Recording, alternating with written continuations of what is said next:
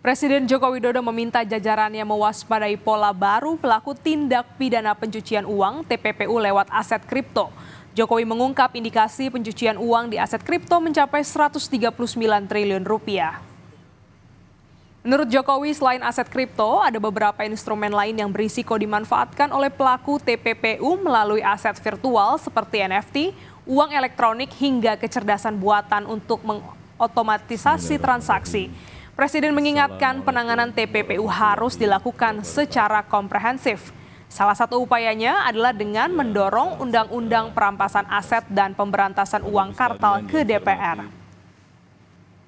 Ingin menyampaikan ucapan terima kasih atas bahkan data Crypto Crime Report menemukan ada indikasi pencucian uang melalui aset kripto ini sebesar 8,6 miliar US dollar di tahun 2022. Ini setara dengan 139 triliun rupiah secara global.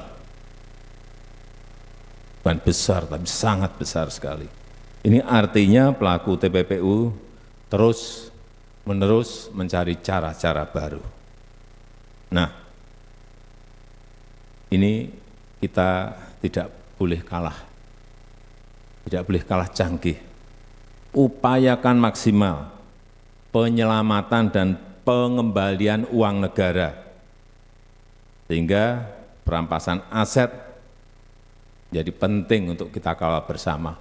Kita tahu kita telah mendorong mengajukan Undang-Undang Perampasan Aset pada DPR dan juga Undang-Undang Pembatasan Uang Kartal ke DPR.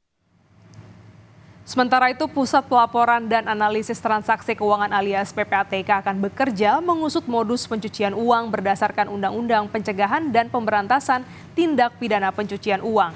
Terlebih saat ini Indonesia sudah menjadi anggota penuh dari Financial Action Task Force on Money Laundering and Terrorism Financing.